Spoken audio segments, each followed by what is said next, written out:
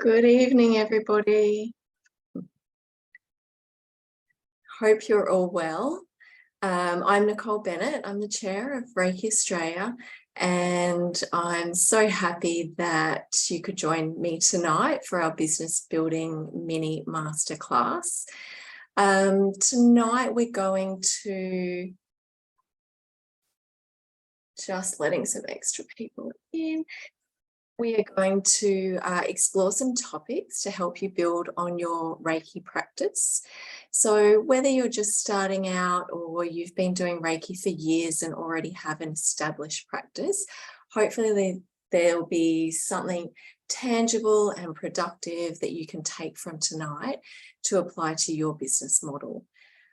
So I hope that you get something from this that can help expand your business forward. I am happy to answer any questions as we go along, and I'd really like to make this session as interactive as possible so that we can cater to everyone that we've got with us tonight. So I'm really happy for you to raise your hand if you want to ask a question, or you can pop questions in the chat box at any time. Please feel free to do that so that we can really get a conversation going and so that you can get the most out of tonight as what best suits you. So if you can just keep your microphones muted when you're not speaking, that will help us to reduce any background noise. Everyone can see and hear me okay? Yeah, excellent. Good start, isn't it? All right, so before we get officially started, I'd like to invite everybody to just join me in a couple of minutes of self-Reiki, and I would like to then bring us back with an acknowledgement to country. So you're welcome to have your camera on or off, however you're comfortable, and we'll just do a few minutes of self-Reiki, and then we will come back and get straight in. Thank you.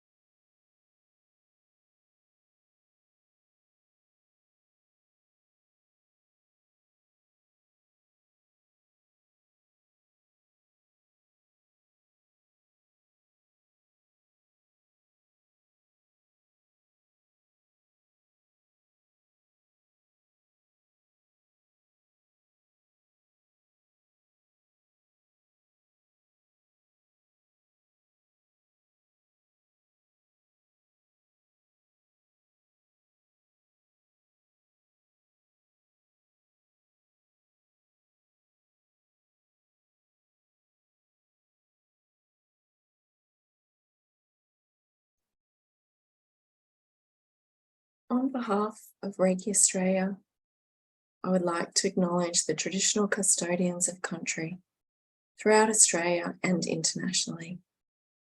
We pay our respects to elders past, present, and emerging.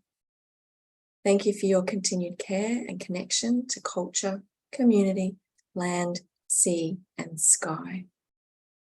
May we all walk gently on this land and protect our waters for future generations.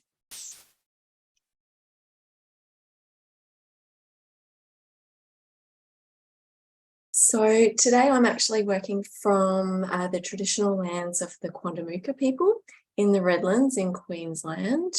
Those of you who are live with me today, would you like to share whereabouts you are from? Feel free to unmute yourself, or you can pop it in the chat box.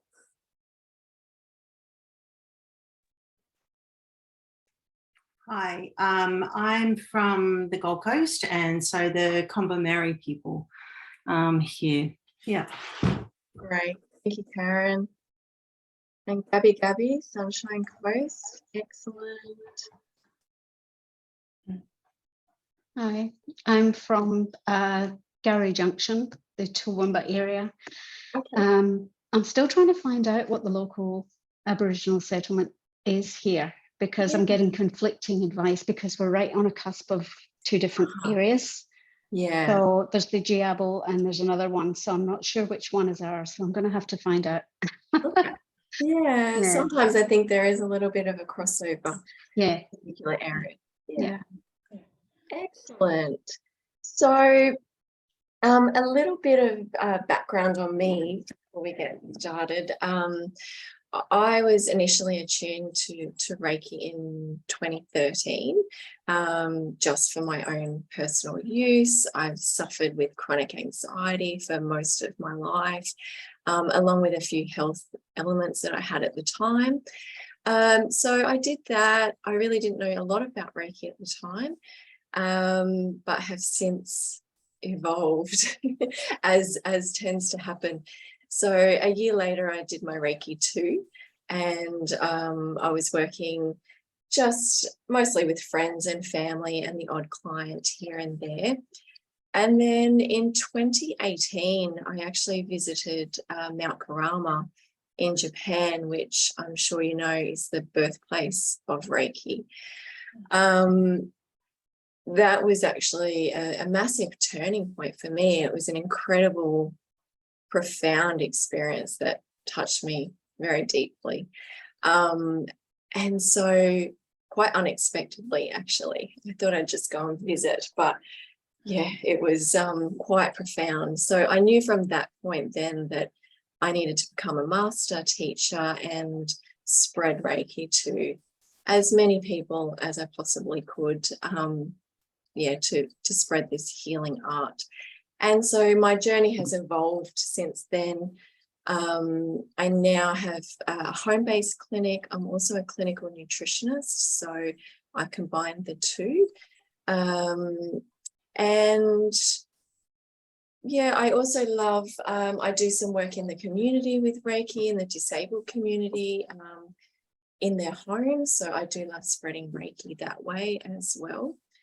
And now being on the board of directors for Reiki Australia has further extended my experience of Reiki and really ingrained that Reiki being part of my every single day practice and something that I go to all the time, not just when I'm giving Reiki to somebody else. So I think quite often as practitioners, we can fall into providing Reiki to everybody else and forgetting to use it ourselves or closer to home sometimes. So that's been amazing for me. So what I want to do tonight, if you feel comfortable just sharing maybe a little bit about where you are on your Reiki journey. Are you brand new and hoping to open a clinic? Have you been practicing for years? Where are you, so that we can help tailor tonight? I've got a slideshow and we'll go through lots of basics, but we can expand on that for those of you who have been in practice for some time. So if anyone would like to share, please feel free.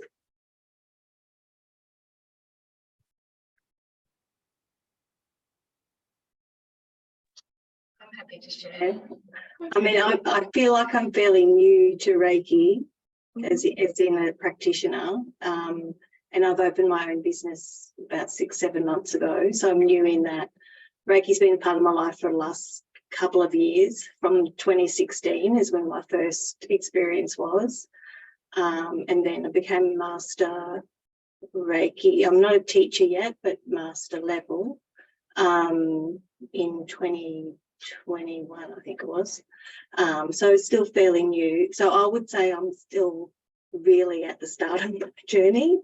Yeah, that's great. And the more I practice and the more I provide healings, the stronger it becomes.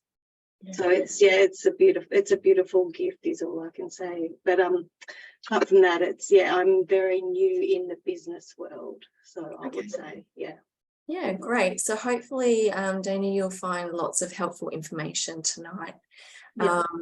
And for those that are members of Reiki Australia, we've got a lot of free support as well. So I'll go through that a bit later on, but if you are just setting your business up, there's a lot of support there for you as well that way. Okay, thank you. Would anyone else like to share? Yes, Sue? My journey started initially with Reiki share groups. I had a friend who introduced me to Reiki share groups, and I started that in 95. Wow. And I got really interested in it, but I didn't actually go in and get my level 1 until about 2008. Okay. So, but I had a lot of experience by then. Yeah. And then I went in and did my level 2, and down the track, I think it was 2018, I became a master teacher. So I do run an ARTP clinic here in Gowrie Junction. For the most part, I'm teaching it rather than doing many healings. I do have some healings, but not a lot. It's a rural area, so there's not as many people around. But I do training classes, a lot of classes on Reiki, different aspects of Reiki training. So I'm looking at transitioning to online training for this. And I'm just setting up online courses for this now because my internet in rural Queensland is ridiculous. So it's really hard to get. I do a lot of my training on Zoom. It's really hard to get a good signal. We've got it tonight, thank goodness, but we don't often have that. Yes. So by putting a lot of my courses online, it's going to mean that I don't have to worry too much about it. I can still run some of the live Zoom ones as well. At certain times. So so that's where I'm at the moment, is transitioning to online training. Not for the Reiki so much, but for Reiki courses related to that, like the animal healing and crystals and a few other things to do with Reiki, incorporating Reiki into it. Yeah, okay, great. So that's excellent. Yeah. Even though I'm not in rural Queensland, I'm actually not far out of Brisbane. Our internet here is horrendous, and I've just moved house and don't have any phone reception, so I can hear you from how difficult that must be. Amazing. It's great when it works, but when it doesn't, it can make things quite tricky. I've been lucky. I've managed to get around it for the most part, but it's just difficult. Okay. Anybody else like to share? Yes, Barb. So I'm going to be starting my business in a couple of months. I'm sort of in a bit of a limbo at the moment where I'm waiting to move, but I'm not sure of the timing of that. And once I move, then I'm thinking of starting my business then. Okay. It'll incorporate a few different modalities, but Reiki is going to be a main one that I focus on.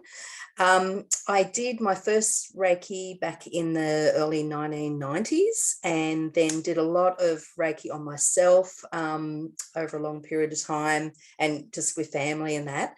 And then locally, I redid Reiki 1 again, probably about 4 years ago, and then went on to do Reiki 2 about 2 years ago.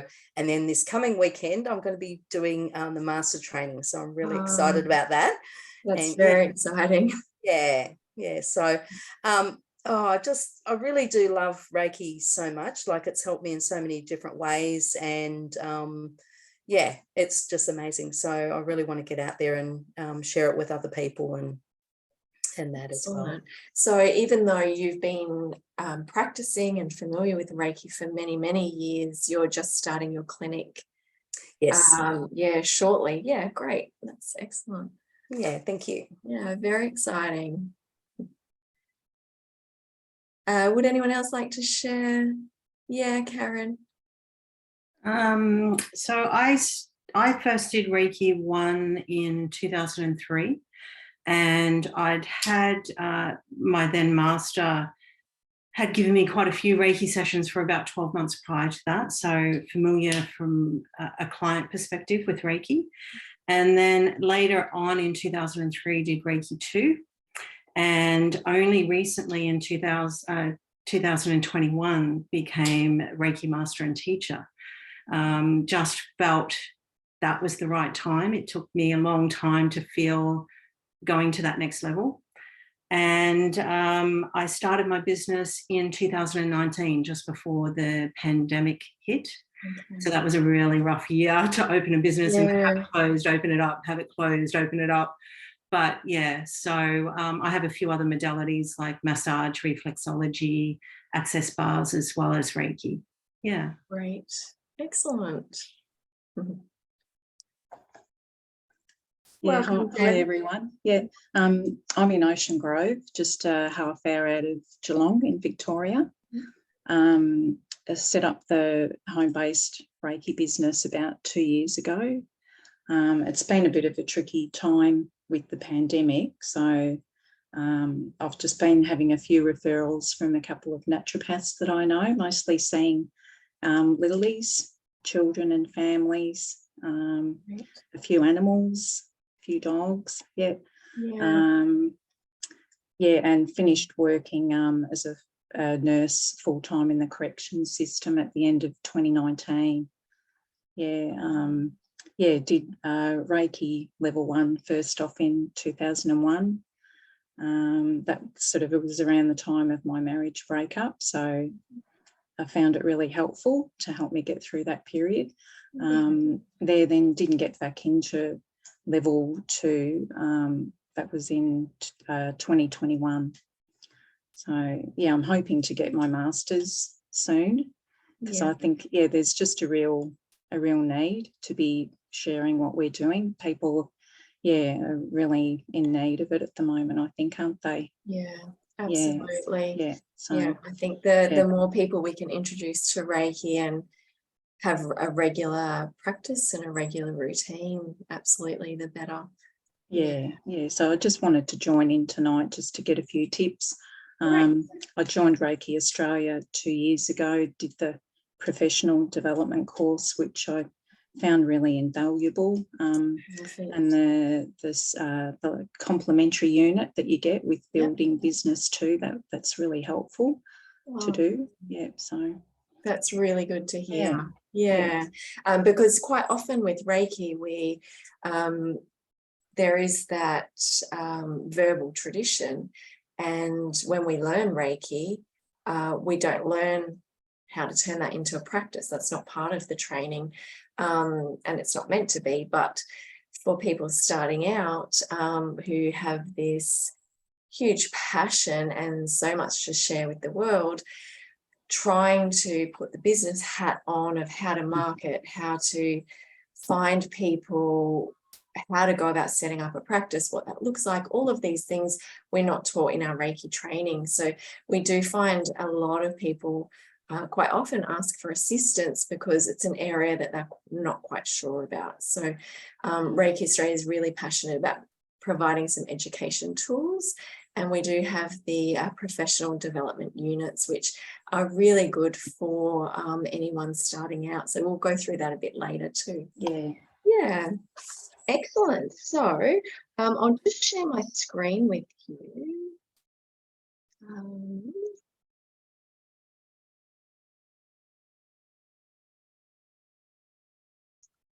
Okay.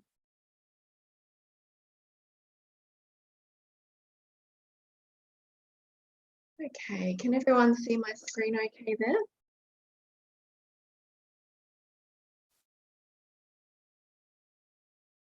Yes. Okay. So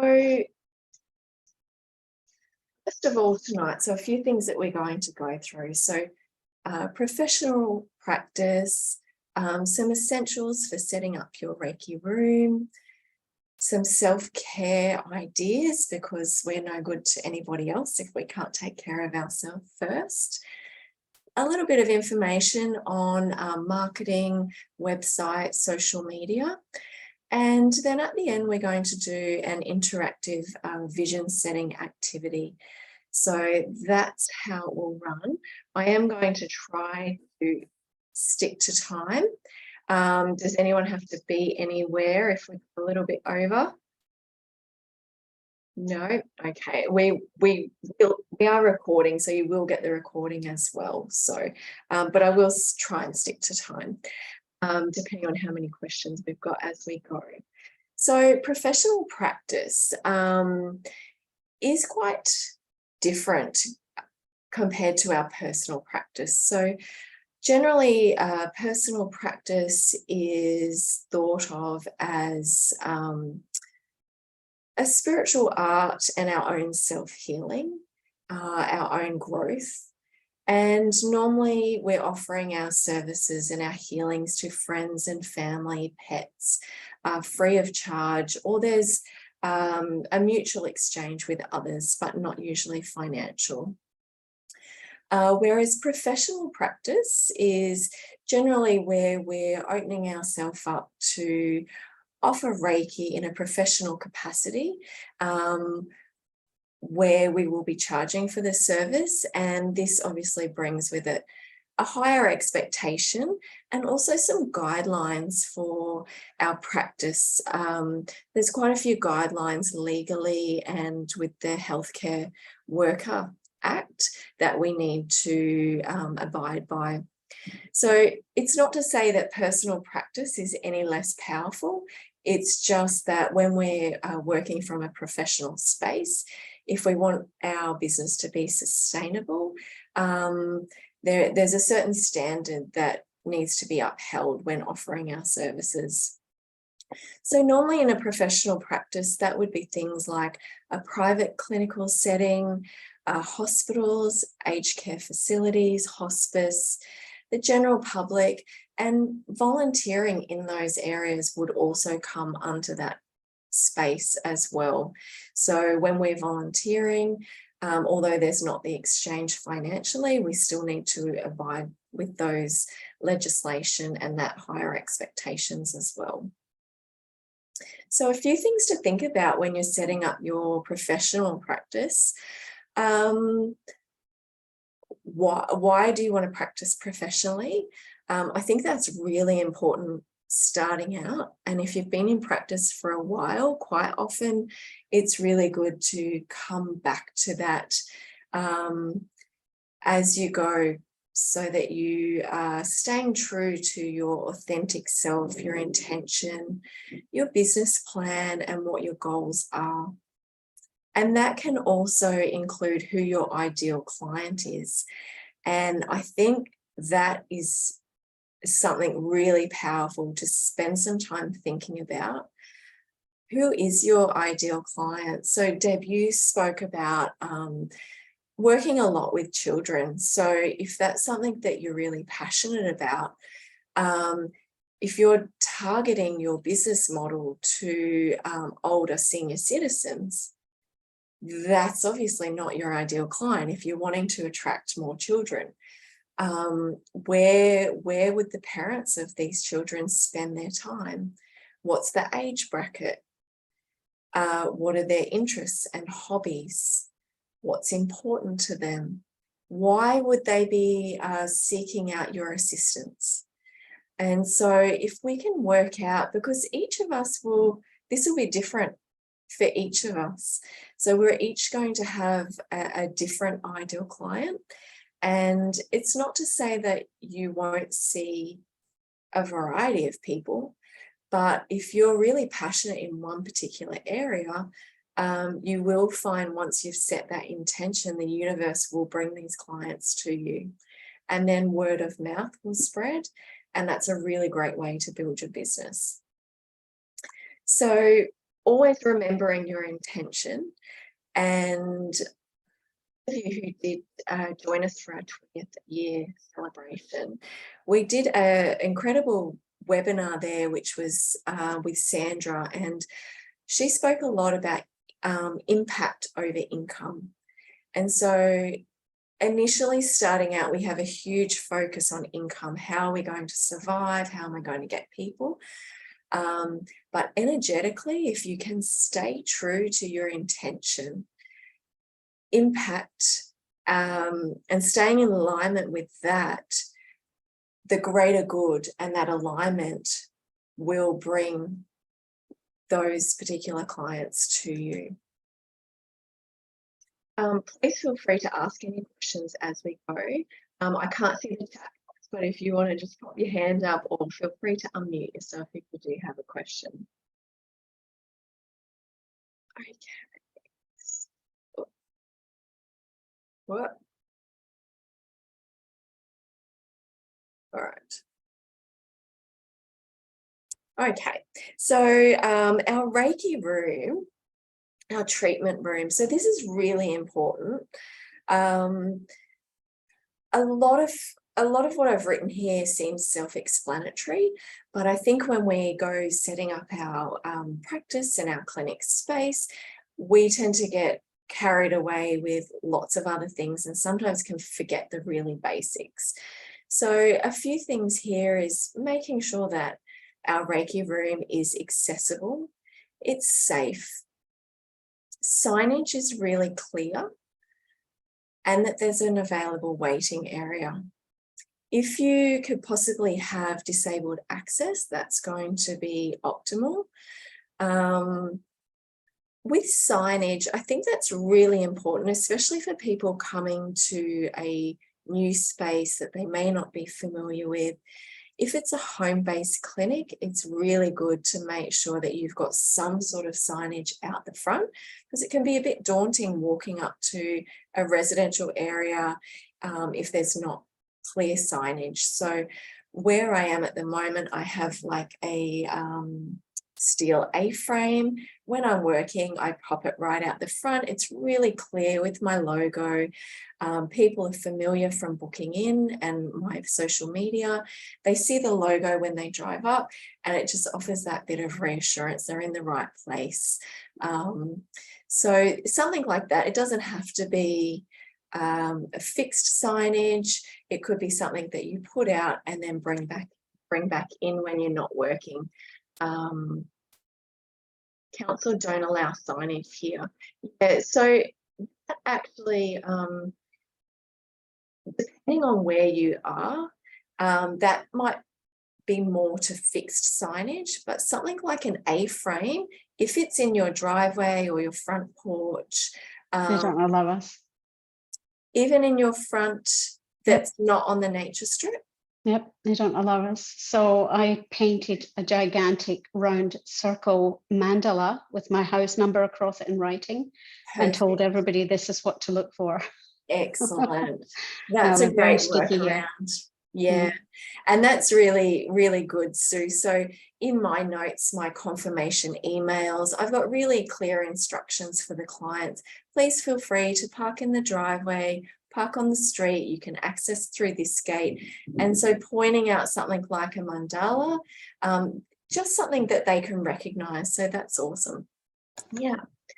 And so then when the client walks in, we want our treatment room to be clean. We want it to be tidy. We also want to make sure that it's private. So when clients are coming to us, they may be feeling quite vulnerable. Reiki may be something they've never tried before. They may be feeling anxious. And so if you can offer a very safe space where there's nobody else around, I like to have my windows closed. And you know, if you're working from a home-based clinic and you have other people at home, I think it's really important, you know, to let them know that you have a client and to make sure that they make themselves scarce as well. So making sure it's private and safe, well ventilated. It's appropriate temperature, so you don't want it too cold, and we all know with Reiki as well, we can get quite hot and the client can get quite hot as well. So we want to make sure that the temperature is suitable to them, and you could check that with them when they come in. As well, things like making sure that you have suitable pillows, that they're feeling comfortable, and also smell. So that's another thing I was just going to suggest. So I know a lot of practitioners really love to spray the room or use essential oils in their practice. And so that's okay, but I would recommend just checking with the client first that that's okay, especially really heavily scented candles and things like that. A lot of clients can be really quite sensitive. And so walking into a room with quite overwhelming smells might not be best suited to some clients. So that's just something else to check. So I actually think it's really, really important that your clinic room looks professional, but at the same time, it also reflects you, your interests, your personality, and your style. They're coming to see you for a reason. And I think it's nice to have those touches of yourself in the room that are reflective. So if you do love crystals, you know, pop a couple of crystals around, those sorts of things, whilst keeping the room professional. One really good tip that was given to me that I actually use quite often, and it seems really, really simple, but walk into your clinic space once a month, every now and then. Walk in as if you're the client. So instead of walking in trying to get to your laptop and get some stuff done, walk in as if you're the client walking into this space for the first time, and just notice what can you see. So you may think that behind your desk you've got files and the rubbish bin and things hidden, and yet when you walk in, that might be the first thing that hits your eye, your line of sight. So just walk in and just check, what is it that you notice about your room as soon as you walk in?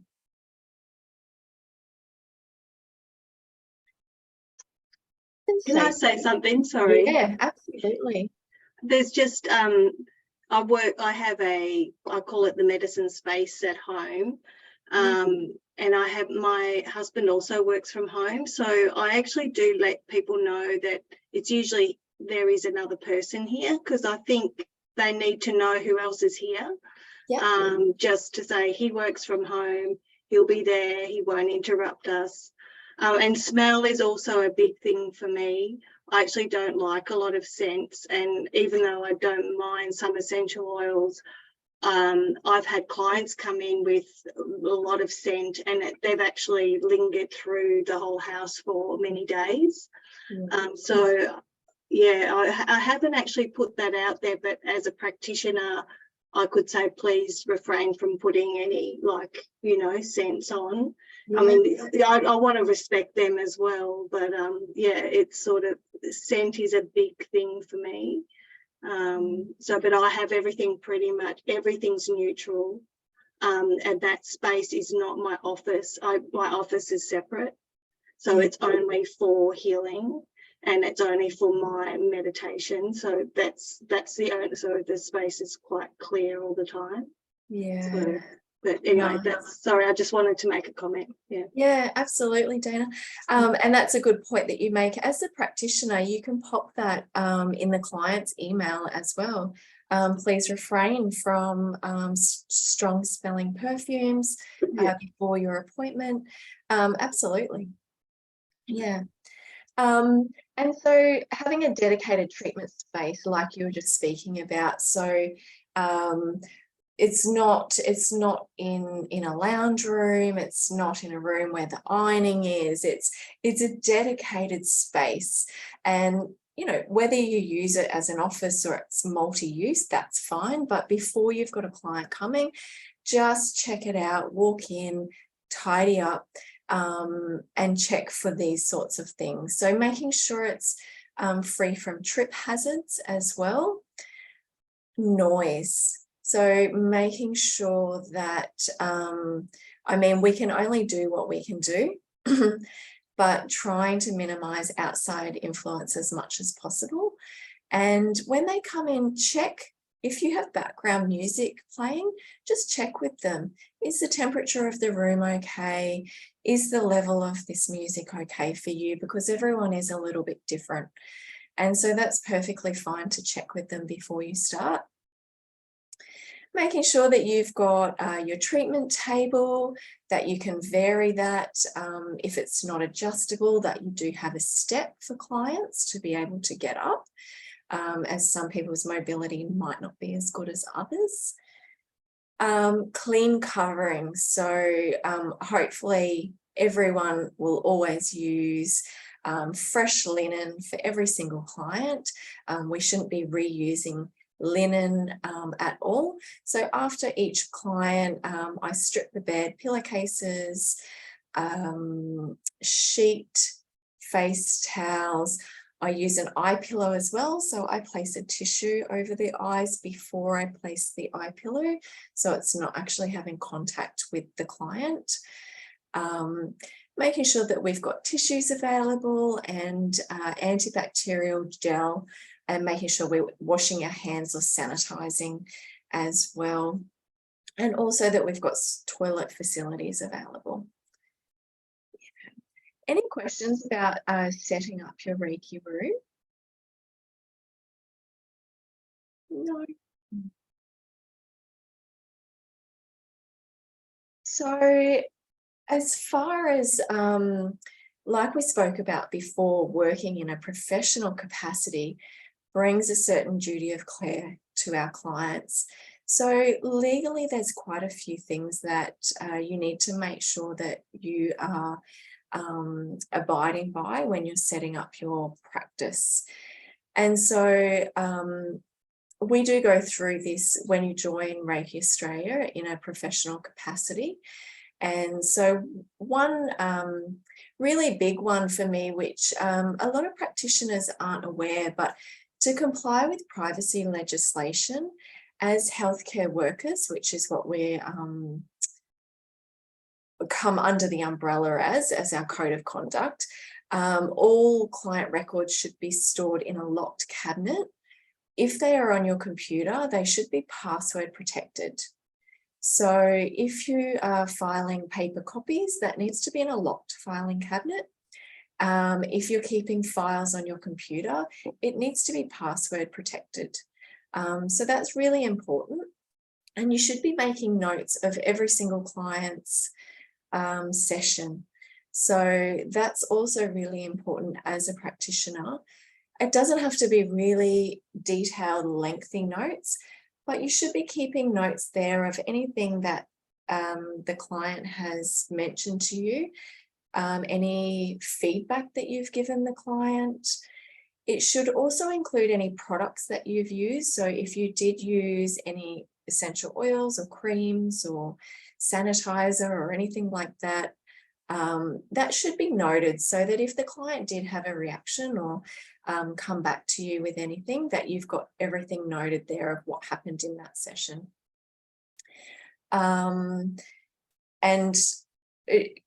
Obviously we need to keep within our scope of practice, and as Reiki practitioners we are not diagnosing.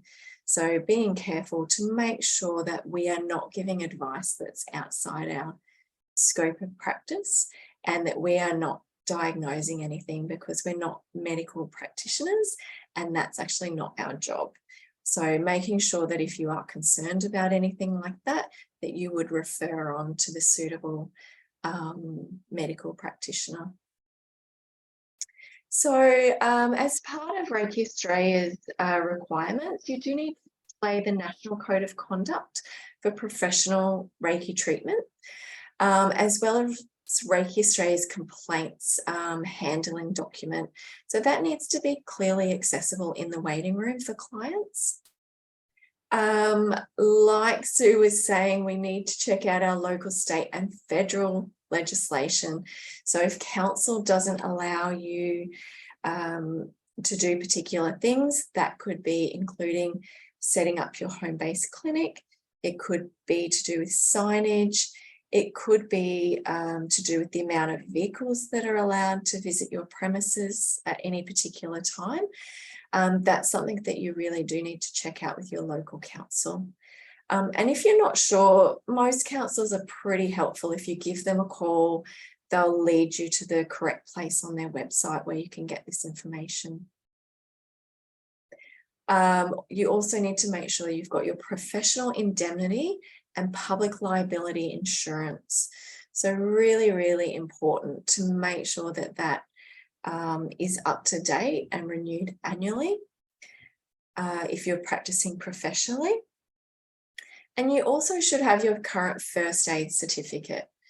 And so recently Reiki Australia has also added the CPR to masters doing any training, as well as professional practice.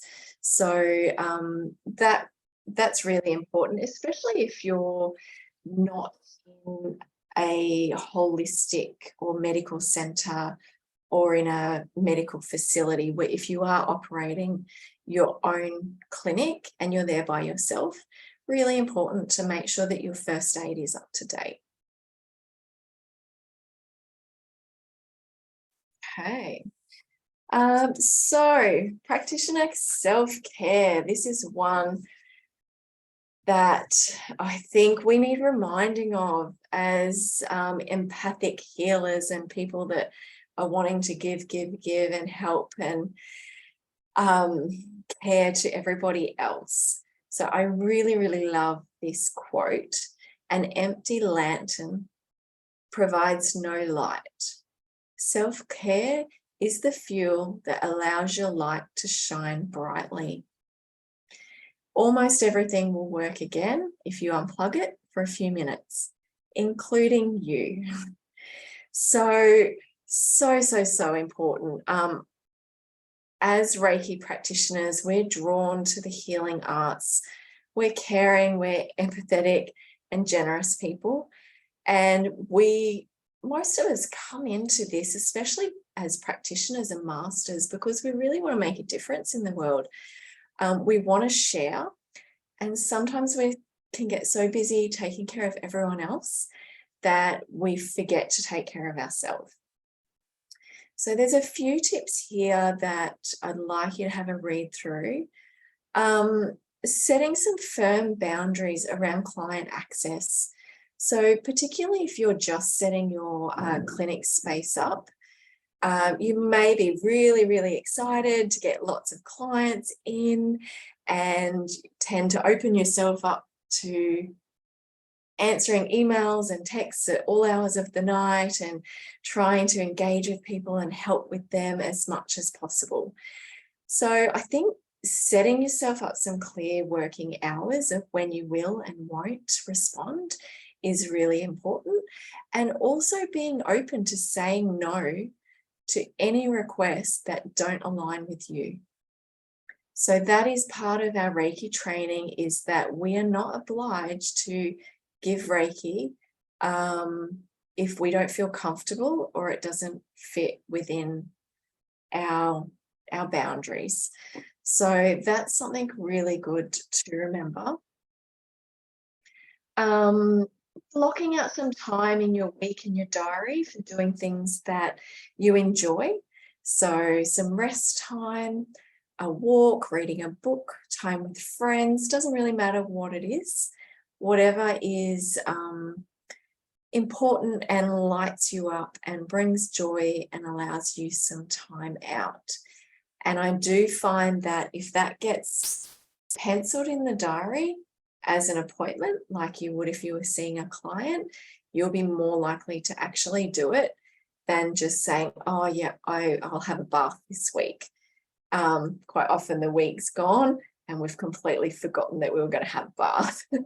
So penciling it in your schedule, setting some really realistic goals. So especially if you're starting out, you know, what are your goals realistic? So setting a goal that next week I'm going to see 10 clients might be completely unrealistic if you're currently seeing one every couple of weeks. So make your goals achievable, realistic, and speak to yourself as you would a close friend.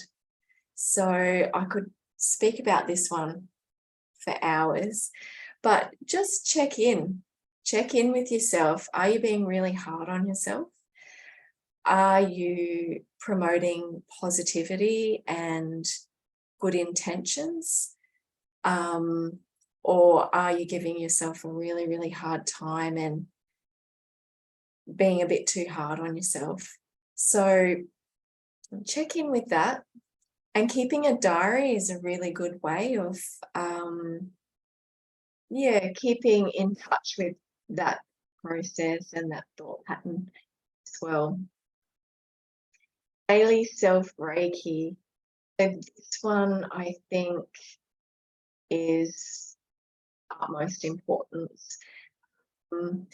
I know someone said before, the more I'm practicing, the stronger and the more it becomes part of our everyday life.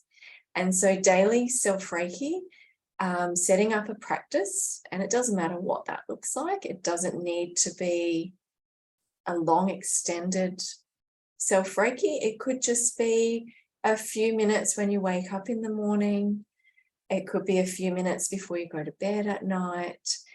It could be a 10, 20-minute meditation where you give yourself self-Reiki, whatever works for you. Because I think the importance of self-Reiki when we become practitioners can easily get lost. And ultimately, Reiki is a practice of self. It's a spiritual art. It's our spiritual connection, and it's for our own personal growth as well. So really good to make sure that we're remembering that and coming back to that. The nutritionist in me wants you to make sure that you're getting enough sleep, plenty of water, and a balanced diet. So those things are all going to help increase our vibration and keep us feeling better and more to offer others.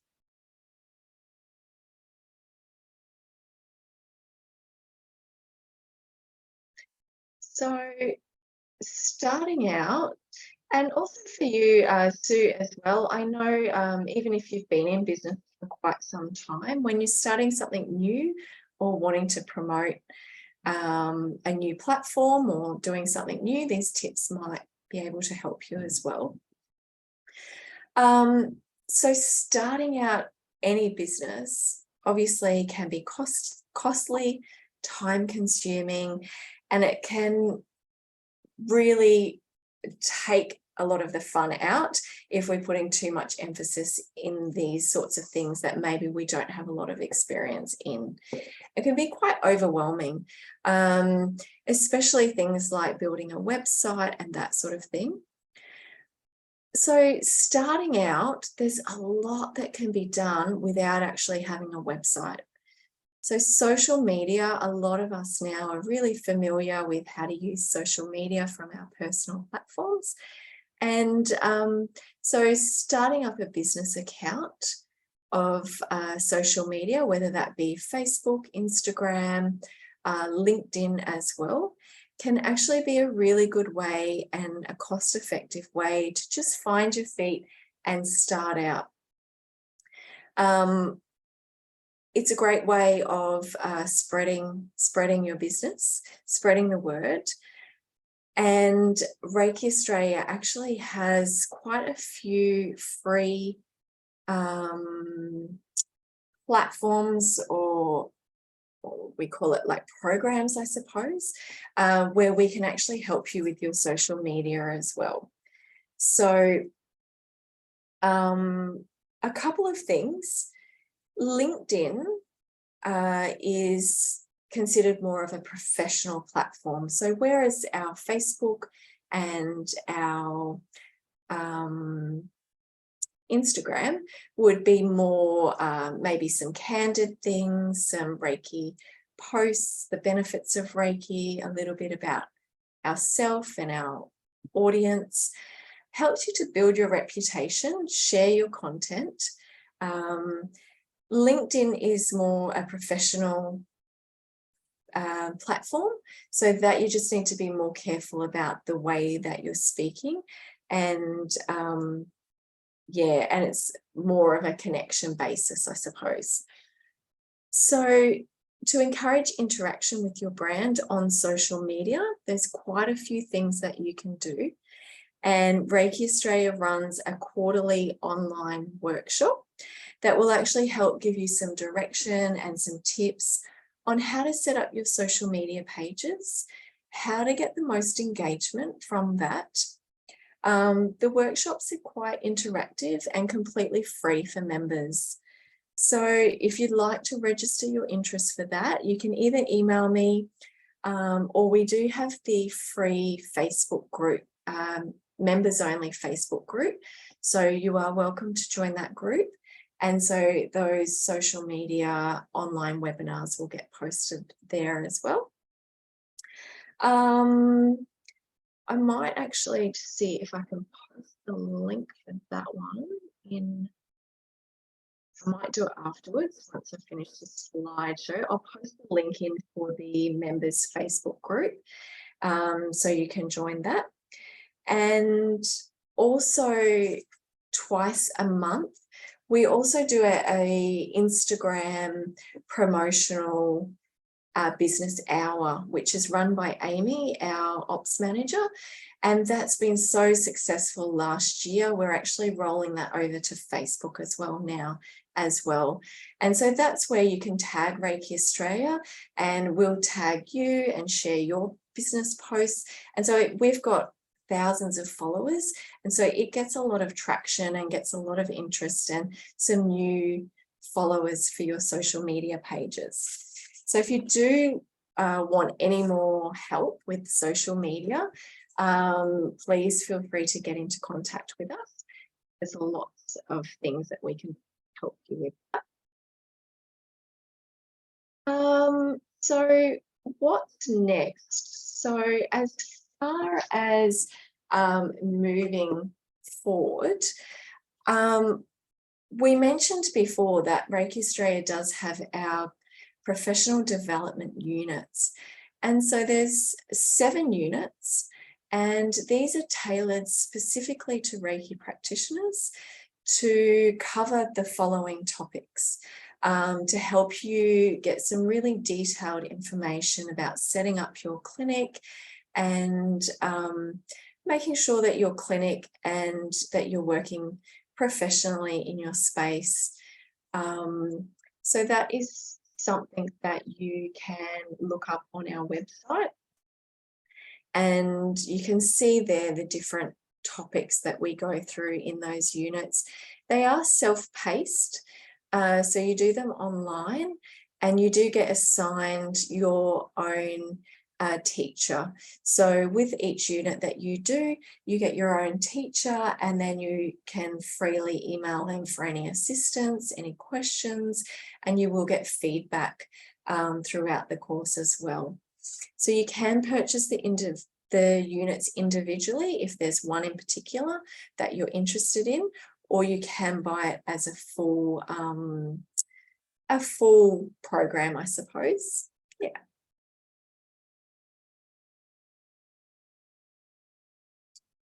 Okay, and so as we were saying before, who was it that was saying they did the development units? Deb, yeah. So, as Deb was saying before, that she did find that really helpful when setting her practice up and just finding out more detailed information on each of those topics. Education is the kindling of a flame, not the filling of a vessel. So I really love that both for our units. It is helping you to feel more confident in setting up your practice and continuing your practice. And if you have been practicing for a while, it can be really good to just, as touch points, all of those subject matter that quite often we forget about as we get caught up in the everyday running of our businesses. Sometimes forget to go back to those basics. Okay, so I am noticing that I'm running out of time, so I'm going to get straight to this vision setting exercise. And so I do have some tips there on vision setting. I think it's really important to do no matter how long you've been in practice, because things do change and our intentions sometimes change and our audience that we want to target can change. So there is some tips there just to help check in with getting back to your vision and why you want to be a practitioner in the first place. What is it that you are hoping to achieve, give, spread? Yeah. And then I really love the Kaizen concept. So 1% better every day, especially if you are starting a new program, a new clinic, a new business. It can be really, really overwhelming. So think about what's one thing that you can do today that will make tomorrow easier. What is something that you can do just 1% better today? It doesn't have to be perfect. Make a start. Just do that one small thing and build upon that rather than trying to tackle everything at once, getting overwhelmed, disheartened, and then maybe, putting it to the side rather than using those building blocks each day to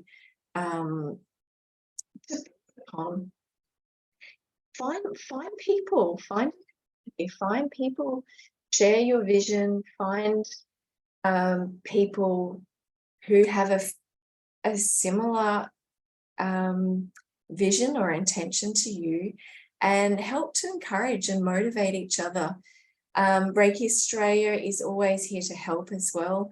We are very open to you emailing and contacting us if you would like any specific help. So now I would just like to spend a few minutes taking you through a visualizing exercise. I realize that we are nearly at time, so if anyone does have to leave, that's perfectly fine. But for those of you who can stay, we will go through this visualization exercise. So if you'd like to just take a few deep breaths and pop your feet on the floor. Gently placing your hand over your heart.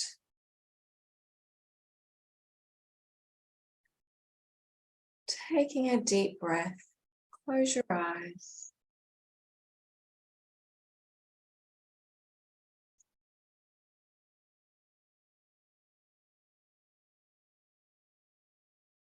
With your hand on your heart, breathe deeply and focus on your breath.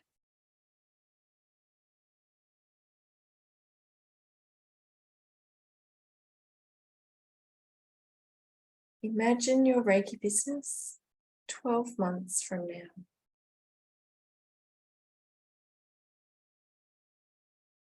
Where are you?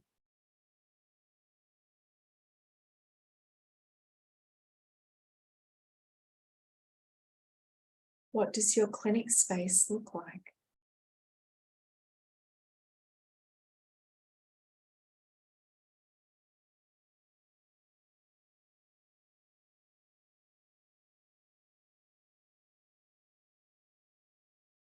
What does the style of your work look like?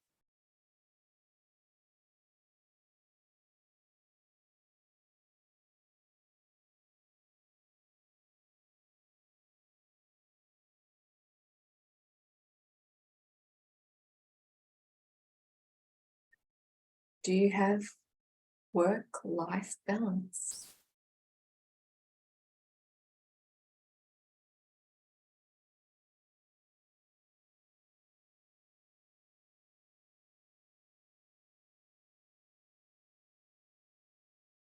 What does your ideal client look like?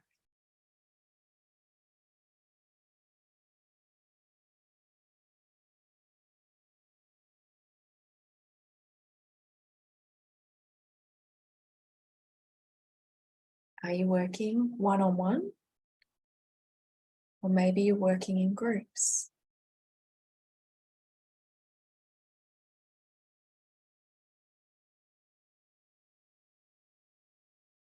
I'm going to give you a few moments now to see the details. Get specific.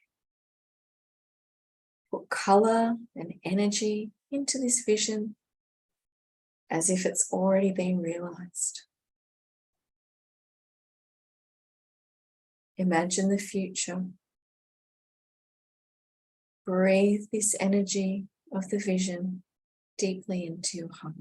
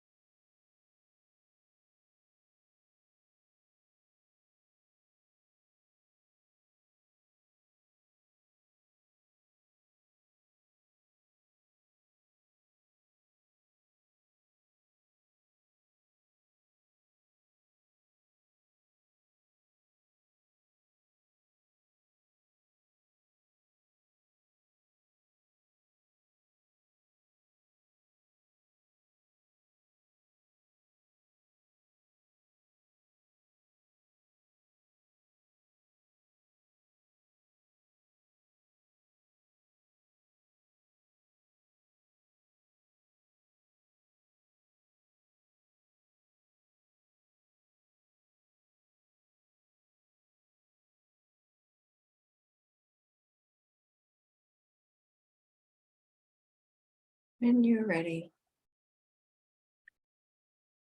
open your eyes. And I'd like you to reflect on this vision. If you've got a pen and paper, maybe write down with as much detail and clarity as you can recall this vision of your life in your Reiki business 12 months from now.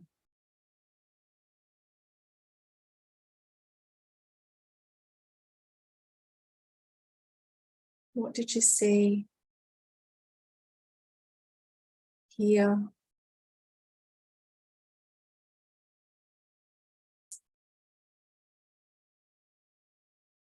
How did this vision make you feel?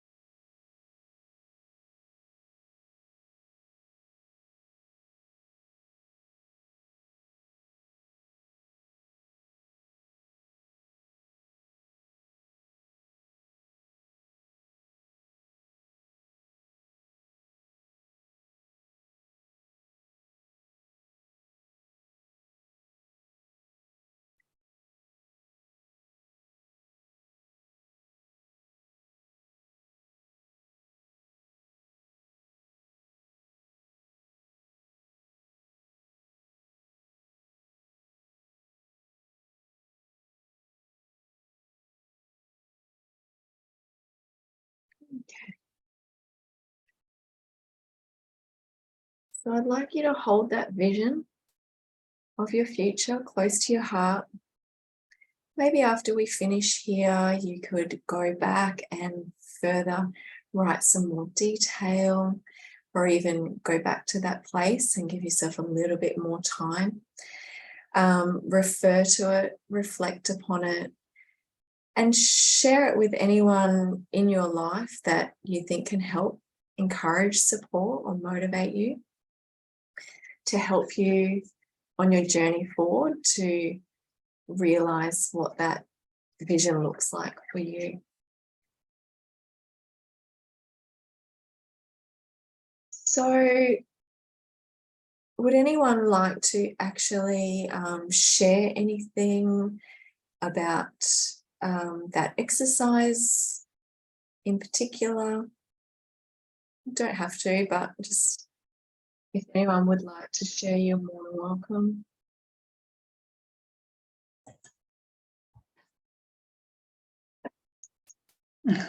Okay. It was really funny because I had a clear vision of a sticker on my car, because I'm primarily working from home in the little room that I've got set up. Great. And the notion of hiring a hall for a group, for a group, because at the moment I'm just trying to get a meditation group together, a weekly meditation group together. So and the thought of mothers, because I've had mostly children in mind, because I've got a gorgeous little family that I've been seeing.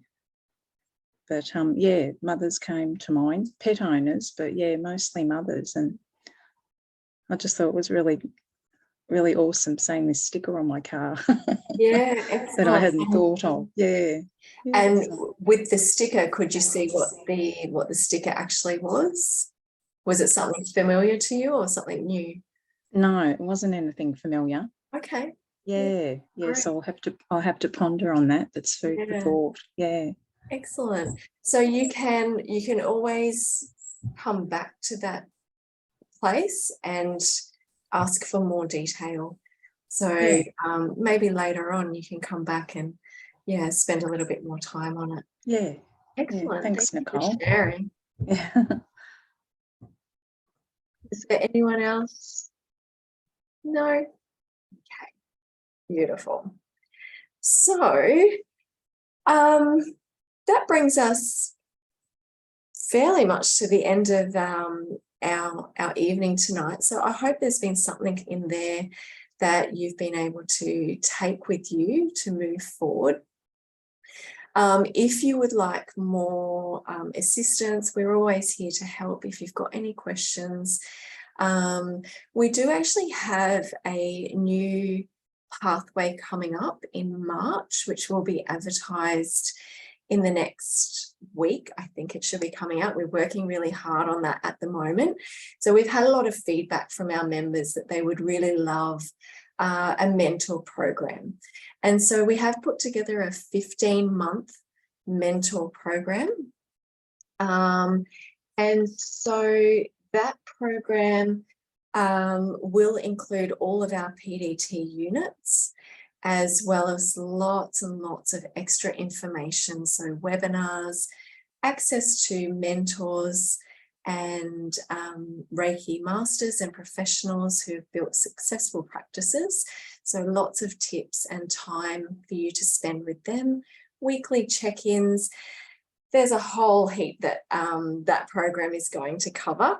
So it is open to both members and non-members. Members will actually receive a lot more bonus items in the pathway. So that's something that you could check out. The content will be delivered monthly, and it will be a pathway where there'll be limited numbers joining initially. And once those numbers are there, we'll follow that whole group across the 15 months.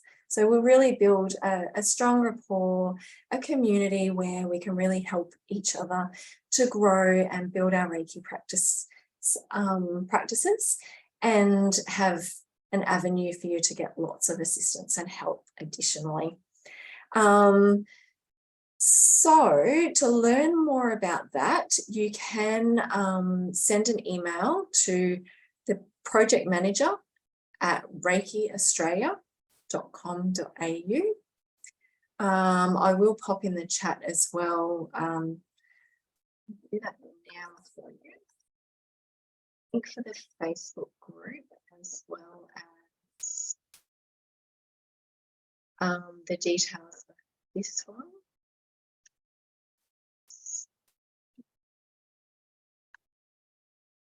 Okay, so I will pop those into the chat.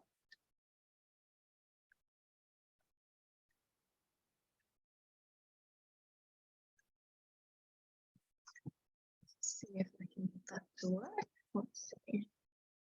Okay, so both the links are there. So the Facebook group, if you are a Reiki Australia member, you will be approved. If you're not a member, you can't actually join that group. In membership, you can reach out and find ways to help you with that. This building pathway, the link is also there for you. And I am happy to actually offer all of you, just as a little treat for joining me tonight, 10% off the full price of that course. So if you would like to go ahead and apply or get more information, please send us an email and just mention my name and the business pathway, and I'll be happy to get the girls to give you 10% off. And that also goes for our professional development units as well. If you haven't done those and there's something there that interests you, yeah, you can also receive a discount for that. So I'm just going to recording. And I really wanted to thank all of you tonight for coming.